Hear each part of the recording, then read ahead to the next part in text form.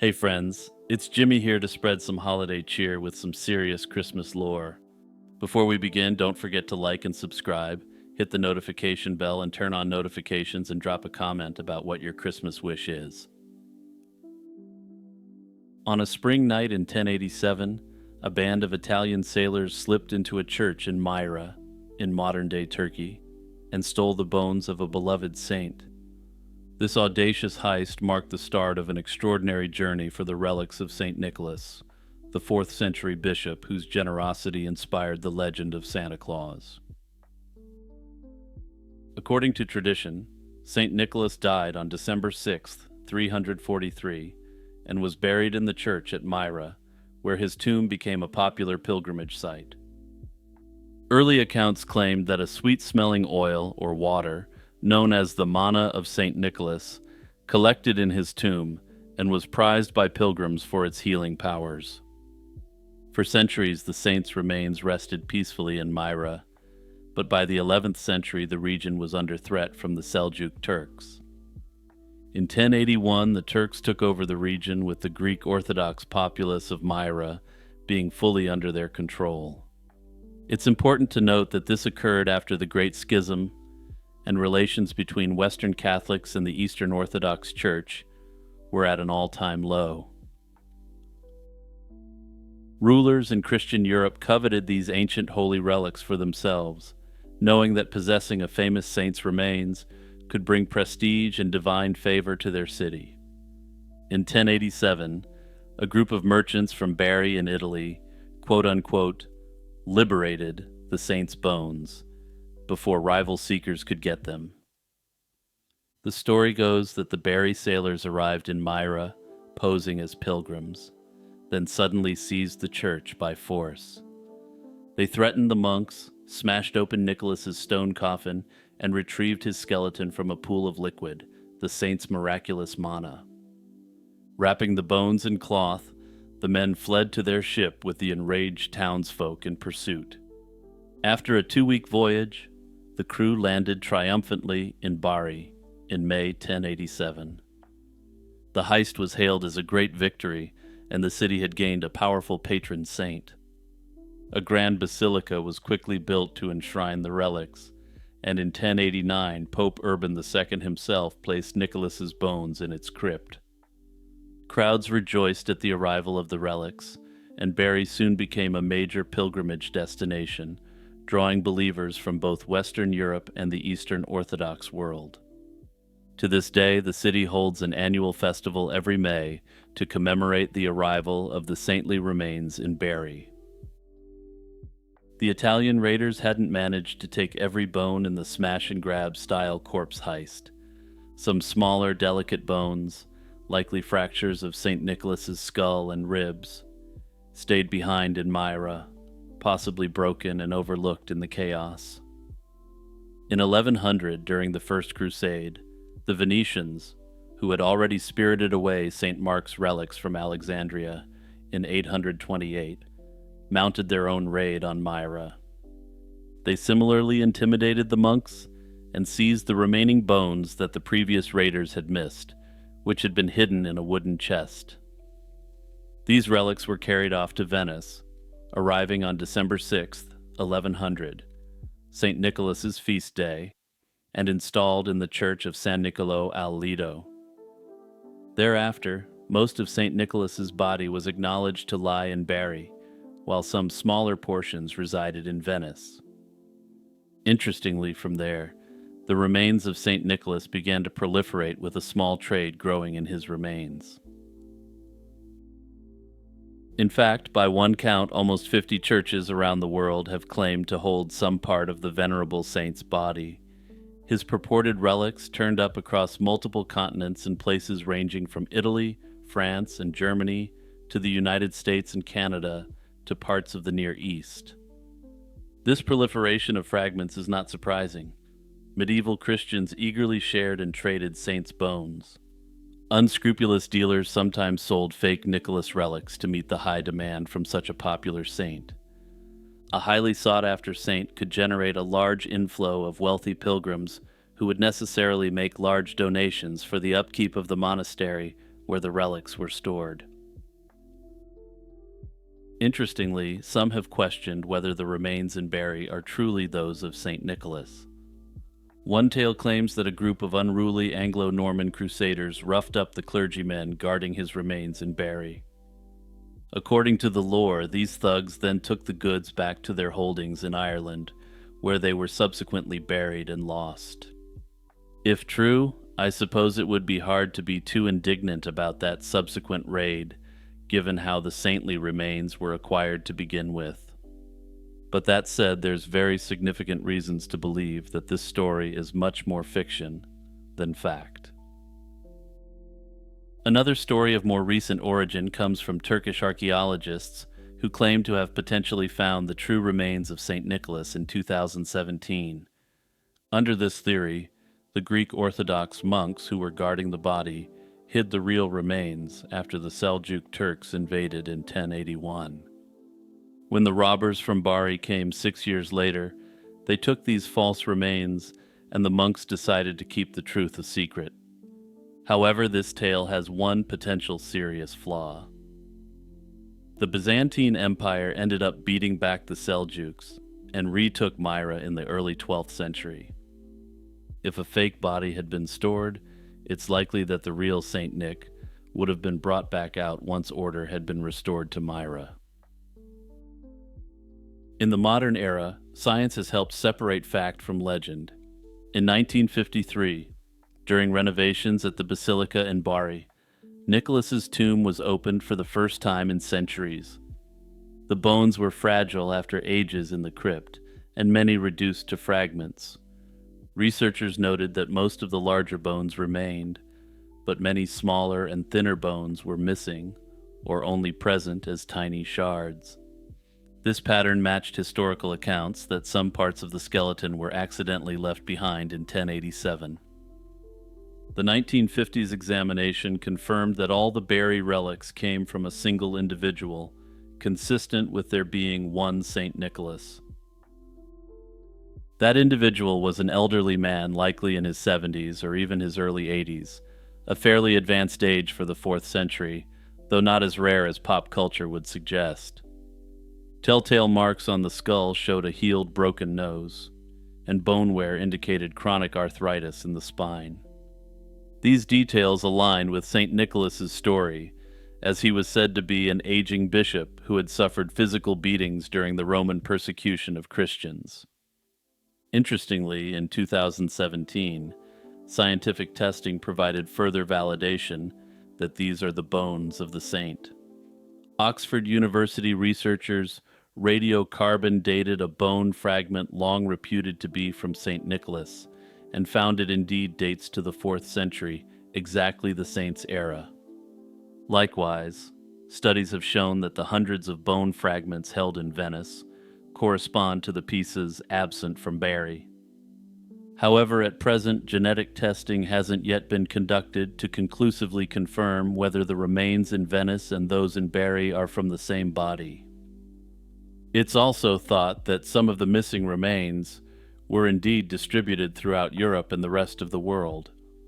That is to say, not all the fragments out there are fakes, and some may have been gifts legitimately distributed to other religious institutions. Given our technology today, if it can be proven that the Bari remains and the Venice remains are from the same individual, it's possible to verify the true relics of old Saint Nick around the world. The saga of St. Nicholas's bones stretches over 17 centuries, from antiquity to the present, with legend and fact intertwining. From Myra to Bari to far-flung corners of the world, his relics have kept the saint's memory alive and continue to intrigue both the faithful and the curious.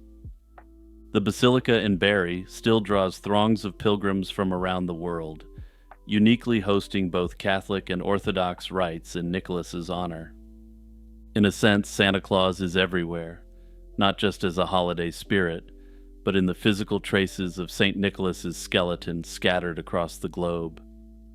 Also, when I wrote that, I thought it sounded poetic, but as I'm recording this, I realize it just sounds macabre. But yeah, if you're hearing this, then that means I left it in.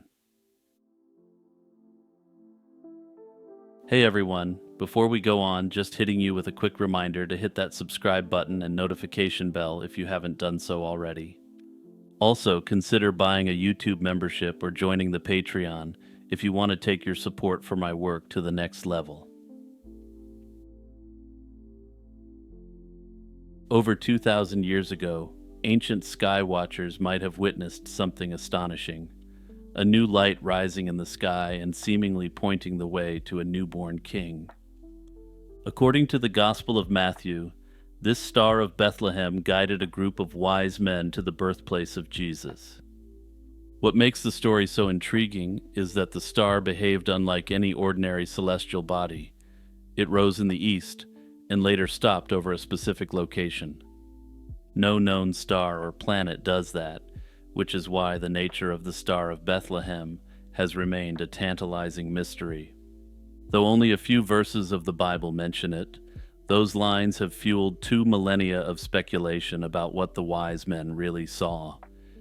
People throughout history have proposed many theories, and modern science continues to explore what this enigmatic light could have been. A leading theory is that the star was actually a planetary conjunction, an alignment of planets that ancient astrologers interpreted as a portent. One long-standing idea is that a spectacular conjunction of Jupiter and Saturn in 7 BC was the Star of Bethlehem. In that year, Jupiter and Saturn met not once, but 3 times, in May, September, and December. A rare triple conjunction that occurs only about once in 900 years. Such an event would have been eye-catching for learned sky watchers, and while the wise men are popularly portrayed as being 3 kings, this is a later invention. First off, it's never mentioned that there are 3 wise men, and this tradition appears to derive from the 3 gifts given. Second, in actuality, they were scholars, likely originating from Babylonia, but potentially also Persia as well. As such, they would have been both very familiar with celestial bodies, and would have also possessed at least a passing familiarity with the customs of the people of Judea. Jupiter was associated with kingship, and Saturn with old royal lineage. Seeing these 2 unite in the heavens could signal the birth of an extraordinary king. Some scholars note that this conjunction took place in the constellation Pisces, a sign that certain ancient traditions linked to Judea, making the omen even more specific. Further, these wise men would have likely known that Herod the Great was a client king of the Romans and was, in essence, a local lapdog. As such, they likely wouldn't have looked for someone from this servile lineage, given the power of the omen they had witnessed, if this theory is accurate. The planetary alignment hypothesis helps explain why the star was noted by the wise men, and not by King Herod's advisors, until the travelers showed up. A close pairing of planets can be striking if you know when and where to look, but it's not a blazing beacon that everyone would notice. In fact, a conjunction is modest in brightness, which might be why no one in Jerusalem paid special attention to the sky until it was pointed out. The wise men, being experts in astrology, saw a profound meaning in the Jupiter-Saturn union, while it passed unnoticed by others. This could also be explained by Judea's status as a backwater during this period, and anyone from the region with any real intellectual ambitions wasn't serving King Herod. They were much more likely to be abroad, likely in Alexandria, which was the capital of learning in the Hellenized world at the time. Another popular explanation is that the Star of Bethlehem was a comet, a bright celestial entity with a prominent tail appearing around the time of Jesus' birth. Comets were often seen as omens in antiquity, usually foretelling doom and lowering the stability of kingdoms, and they certainly grabbed attention. And yeah, I can't read about a historical comet without dropping a stability reference. Notably, the Great Halley's Comet passed in 12 BC, but that was almost certainly too early to fit Matthew's timeline, despite scholars periodically attempting to work it into the narrative. Chinese astronomers recorded something unusual in 5 BC, a broom star, likely a comet or nova, that was visible for 70 days. They also noted a possible nova or supernova in 4 BC, around the same period. An object lingering in the sky for months, with no apparent motion, sounds uncannily like Matthew's star standing over a location. Modern analysts find this intriguing. A recent study by a NASA astronomer scoured the ancient Chinese report and calculated that it could have been a comet on a special trajectory. If a comet came toward Earth on just the right path, it could appear almost stationary in the sky for a time. It would appear rising in the general direction of Bethlehem as the Magi journeyed, then seemingly stopping overhead as they arrived. This scenario would mean the star went before the travelers and then stood still due to the geometrical alignment of a near-Earth comet. Such a close pass of a comet, perhaps coming within a few 100,000 miles of Earth, would be extraordinarily rare, but not impossible. Historically, comets were usually viewed as omens of disaster, and the mere sight of one could destabilize a country. Yet in Matthew's story, the heavenly sign heralded good news, suggesting the Magi saw special meaning in this cosmic event. But not everyone is convinced by the comet idea. The Chinese chronicle, though real, is brief, and we have no record of that object from other cultural contexts. If we had multiple reports from multiple different regions, it would be possible to triangulate the reports to better explain what the celestial object likely was. Some scholars argue the Chinese observers might have been describing a nova rather than a comet, since they noted the object's long duration and possibly a broom-like tail. A nova would also create a new bright light in the sky. However, a nova stays fixed among the stars and would not appear to lead people on a journey. A comet, by moving against the starry background, fits the guiding narrative better. The comet hypothesis remains attractive because it directly addresses the star's movement and stopping, but it relies on a very specific and uncommon cosmic event. There's also the possibility that the Star of Bethlehem was not a natural phenomenon at all, but something beyond ordinary astronomy. Many throughout history have believed it was a miraculous event, a divine light placed in the sky to announce Jesus' birth. Early Christian writers like John Chrysostom emphasized that the star acted in a way no normal star could, which to them signified its supernatural origin. In this view, trying to find a scientific explanation might be fruitless, because the star was a one-time miracle. Some early writers even thought it could have been an angelic being or some other form of divine entity guiding the travelers rather than an actual star. They cited the fact that whatever was seen didn't behave like a star at all. On the other hand, some modern scholars suggest the story was meant as symbolic theology rather than an astronomical report. They point out that celestial occurrences in ancient narratives often signaled the importance of a ruler's birth. Matthew's star could have been a literary device in the gospel narrative to show that even the heavens bore witness to the coming of a great king. In other words, the evangelist may not have intended readers to think of a particular star at all, but to understand the message behind the tale. If this understanding is correct, Matthew was essentially using it as a shorthand for the dominion and authority of Jesus. After all, the only people in that time whose births would be signaled with celestial events were people such as Roman emperors. The Star of Bethlehem continues to fascinate astronomers and historians, and in my view, it sits at a very particular crossroads of science, history, and faith. Ancient records do hint at unusual celestial events around the time Jesus was born, yet no single explanation has emerged as the definitive answer yet. The leading theories each have their merits and their problems, and perhaps the enduring mystery of this holy star is part of its allure. Most classic nativity paintings show the birth of Jesus in a humble stable, but pinning down when this event happened requires some historical detective work. In a somewhat bizarre twist, Jesus was born several years before Christ. It sounds like a paradox, but it's a fascinating historical reality.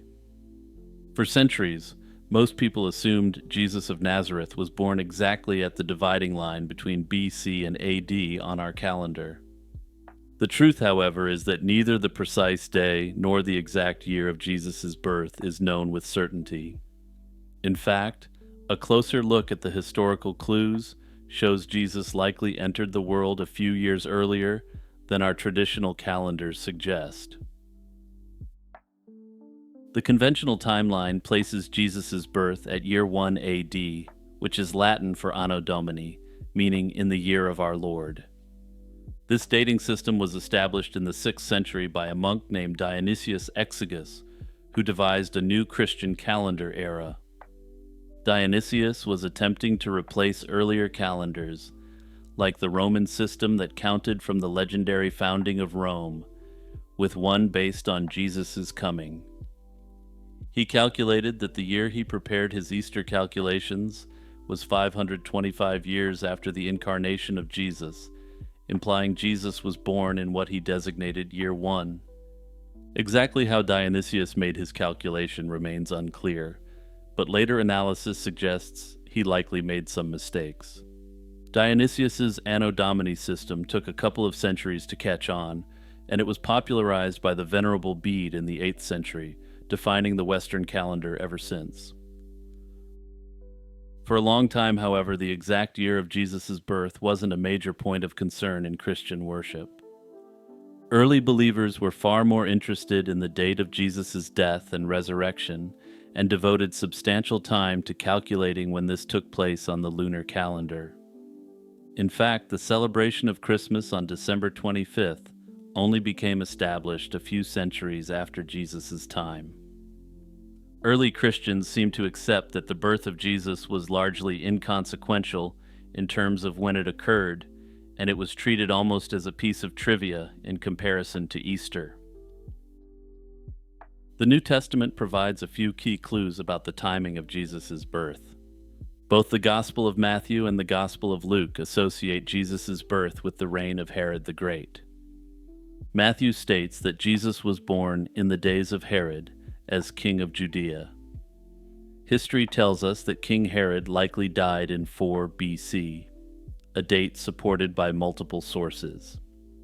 However, there's much more complexity to this date, which I'll come back to in a moment. Matthew's account also relates that Herod, upon learning of Jesus' birth, ordered the massacre of all boys in Bethlehem aged 2 and under. This detail implies that Jesus could have been as much as 1 or 2 years old at the time of Herod's decree, suggesting a birth at least a year or two before Herod's death. If Herod died in 4 BC, that pushes Jesus' birth to around 6 BC, give or take. Luke's Gospel complicates matters by placing Jesus' birth around the time of a census taken under Quirinius, the Roman governor of Syria and Judea. That census is historically known to have occurred around roughly a decade after Herod's death, so Luke's timing appears at odds with Matthew's. Many attempts to reconcile this discrepancy have been made, though none of these theories are widely accepted. However, the most popular way to synthesize these accounts is a reading of the text to refer to a census that was taken before Quirinius, rather than under him. In any case, Herod's reign remains the more solid historical anchor for dating Jesus' birth, and many scholars believe that the account in Luke is inaccurate. Despite these confusing details, the mention of Herod's rule provides a reasonable time frame for Jesus' birth. Modern historical research, drawing on both biblical and extra-biblical evidence, generally supports the idea that Jesus was born a few years prior to 1 AD. The broad consensus places the event in the range of 6 to 4 BC, based on the known historical markers. This time frame neatly accommodates Matthew's account, with Herod still alive and plotting, and bypasses Luke's chronological problem. However, some scholars argue that Herod may have actually died in 1 BC, and the reason for this is simple.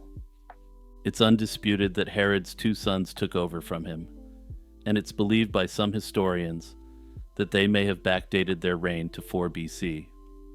Under this theory, Herod's sons may have factually been co-rulers since 4 BC, or they may have simply pretended they were to bolster the legitimacy of their rule.